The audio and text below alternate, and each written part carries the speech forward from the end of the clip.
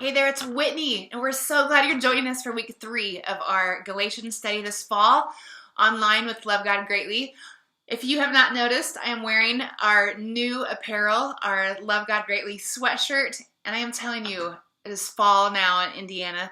It is a little bit chilly here on my back porch at home, and if you do not have one of these yet, you need to get one. This is the softest sweatshirt I have ever owned.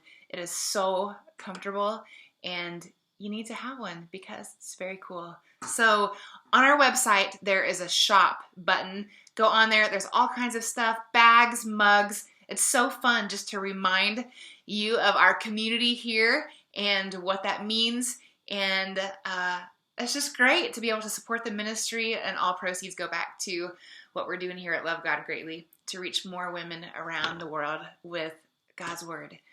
Okay, Galatians 3. Paul's not messing around. And I like this about him. He starts off the chapter saying, "Oh, you foolish people, foolish Galatians, who has bewitched you? Who has messed with your minds and taken you away from the original truth that I first shared with you when I told you about the truth of the gospel, that salvation comes through faith alone, through grace alone, through Christ alone, and his finished work on the cross." And I'm telling you, this hits home because whether or not you think you're immune to this, works is such a foundational thing in our society, right? I mean, everything is based on works. Our performances in our jobs, just even competition through athletics. So many aspects of our life have to do with measurement of performance, even exercise and our weight and the health of our bodies. We could print off a list of all of the different measurements of our lab reports and different things that measure success based on what we do each day. And so Satan knows that. And that is the whole crux of this works versus grace salvation. Satan knows that performance is sort of a necessity in our daily lives, living in the world. So he attacks that, and he makes us question whether or not we are worthy of grace-based salvation, even if we have started there. And that's where the Galatians are this week. They started with a genuine faith-based salvation, but these bewitchers have come in and have convinced them that they need to do something to earn their salvation. And I get it.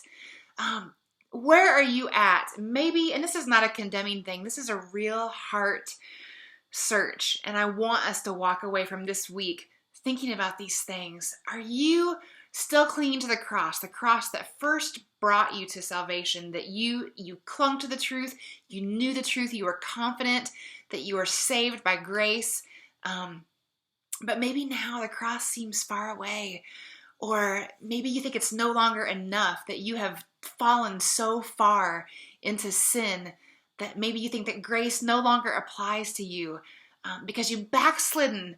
And maybe you think the only way to make up for that, to tip that scales in your favor, is just for you to work a little bit harder, or to be a little bit better, or do your part in the equation, because that's what we're supposed to do as hardworking, responsible people, right? But the gospel says no. There's nothing that you can do. God is so holy and we are so sinful that the only thing that can save us, that can bring us to a right relationship with Jesus, is grace and his work, not ours. Now, somebody is going to make a comment on today's post and say, aren't we supposed to do works? Doesn't the Bible talk about works? Yes, I put that in today's post just for you because the Bible does talk about works. It encourages works, and it says that we are created for good works, but we have to get it in the right order.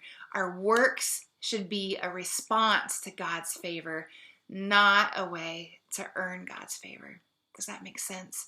We have to rely on Jesus for our salvation, and then because of the worship that should be our response and the honor that should be our response, that's where the works flow, and that's where we want to give back because of the grace that has been bestowed on us in our lives.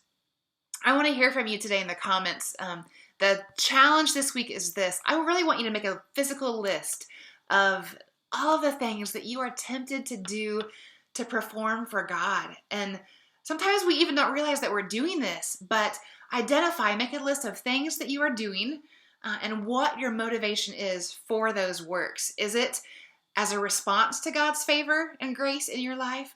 Or is it an attempt to earn, and maybe you didn't even know it, an attempt to earn God's favor instead of just resting in his gift of grace? Let me know what you're thinking this week in the comments below. I am praying for you and hope you have a great week. Bye-bye.